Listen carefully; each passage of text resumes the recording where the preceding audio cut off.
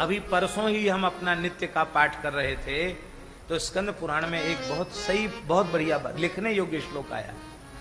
उसमें लिखा है कि दैवी प्रकृति के जो प्राणी होते हैं वो भगवती दुर्गा का अर्चन सात्विक विधि से करते हैं, सात्विक पदार्थों से करते हैं, और उन्हें सात्विक विधि से देवी की पूजा करने से देवत्व की प्राप्ति होती है। स्कंद पुराण में लिखा है, हम श्लोक लिखा देंगे आपको। स्कंद पुराण में लिखा है देवत्व की प्राप्ति होती है।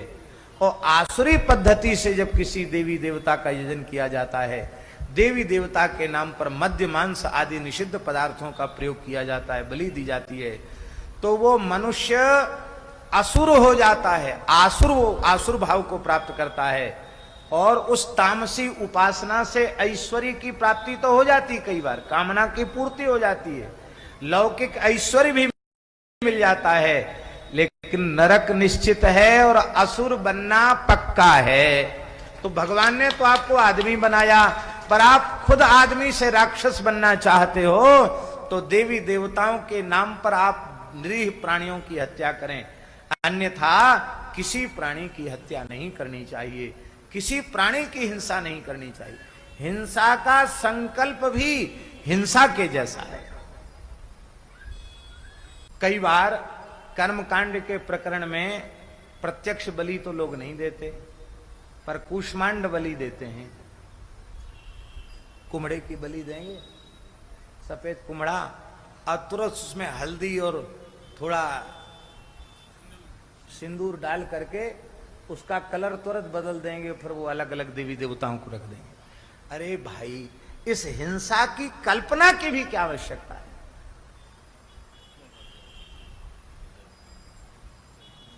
हम कह रहे हैं, निवेदन कर रहे हैं, आप अपने युगल सरकार श्री सीताराम जी को प्रेम से भोग लगाइए और वह नैवेद्य देवी देवताओं को अर्पित कीजिए। वे प्रसन्नता पूर्वक स्वीकार करेंगे, बिना मंत्र के भी स्वीकार करेंगे। वे आप प्रसन्न होंगे कि ये इसने बड़ी कृपा की, हमको ठाकुर का अधरामृत प्रदान करा दिया, भगवत प्रसाद उनको दीजिए। हिंसा के नाटक की क्या आवश्यकता है? इसलिए जहां छाग बलि आदि का विधान है, अज बलि का, अज किसको कहते हैं? अज माने बकरा होता है संस्कृत में, लेकिन एक शब्द के कई अर्थ होते हैं।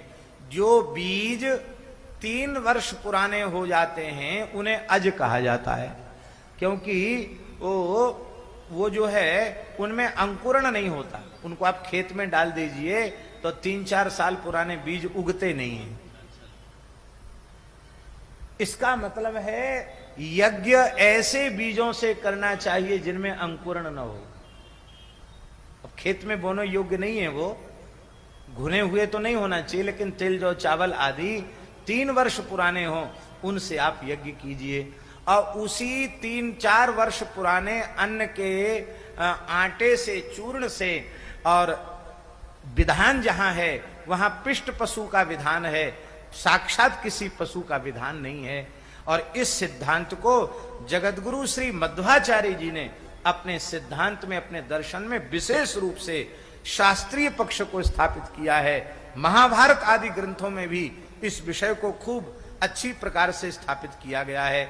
इसीलिए मांस मद्य आदि का प्रयोग उपासना के नाम पर कभी भी आदर्श नहीं हो सकता, अनुकरणीय नहीं हो सकता, क्योंकि आदर्श अनुकरणीय वही होता है जो हमारे महत्पुरुषों के द्वारा किया गया आचरण है।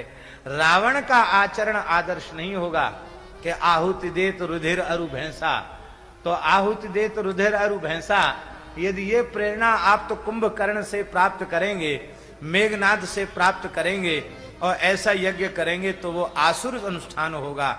उससे प्रेरणा नहीं लेनी, हमें प्रेरणा राम जी से लेनी, ऐसा समझना चाहिए।